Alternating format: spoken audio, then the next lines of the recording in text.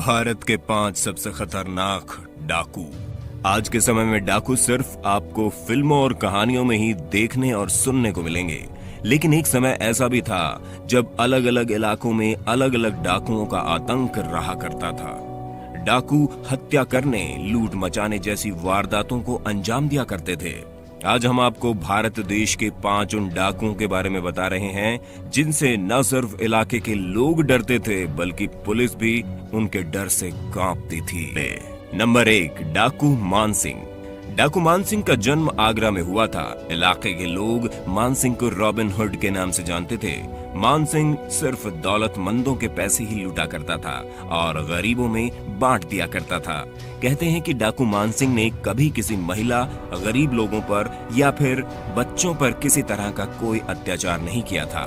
डाकू मानसिंह को सन 1995 में पुलिस ने एक एनकाउंटर में मार गिराया था।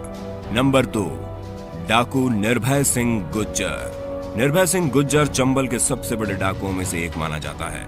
इसके गुट में कुल 70 से 75 डकैत शामिल थे। इनके गुट का हर डकैत AK-47 राइफल से लैस होता था। निर्भय सिंह गुर्जर के हर डाकू के पास नाइट विजन दूरबीन, बुलेट प्रूफ जैकेट और मोबाइल फोन की भरमार होती थी। इस खतरनाक डाकू की मौत पुलिस की गोली से साल 2005 में हुई। नंबर 3, डाकू वीरप्पन। डाकू वीरप्पन का नाम तो आपने सुना ही होगा। बेहद खतरनाक आपराधिक किस्म का आदमी। व्यक्ति कहना तो जैसे गुनाह ही है, क्योंकि ये डाकू इतना खतरनाक था कि इसकी दहशत से इलाके के लोग थर थर कांपते थे। पुलिस वाले भी इसके आसपास भटकने से कतराते थे।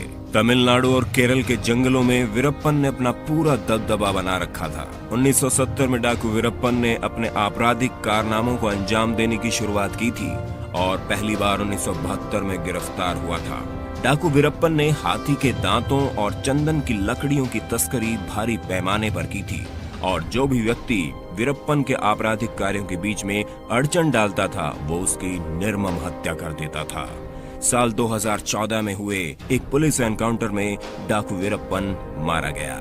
नंबर 4, डाकू फूलन देवी। फूलन देवी एक इकलौती महिला डाकू थी जिनकी जिंदगी पर कई डॉक्यूमेंट्रीज, फिल्में बनी हैं। 1980 के दशक के शुरुआती दिनों में जब चंबल की वो सबसे खतरनाक डाकू के रूप में जानी जाती थी। इनके डकैत बनने के पीछे की कहानी लोगों के रोंगटे खड़े कर देने वाली है। फूलन देवी के साथ कुछ ऊंची बिरादरी के लोगों ने एक बार नहीं बल्कि कई बार बलात्कार किया था।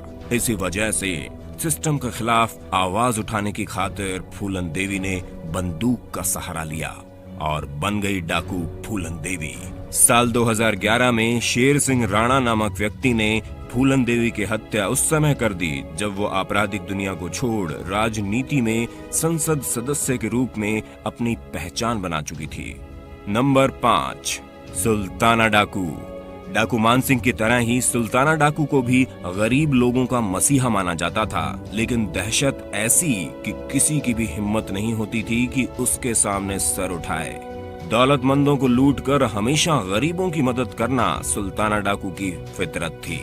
डाकू सुल्ताना को ब्रिटिश सरकार ने नजीबाबाद में फांसी पर लटका दिया था। अब आप हमें कमेंट में बताइए कि आपको कौन सा डाकू का किरदार पसंद आया। वीडियो को लाइक और शेयर करने के साथ चैनल को सब्सक्राइब भी कर लीजिए। हमारे साथ अंत तक बने रहने के लिए शुक्रिया।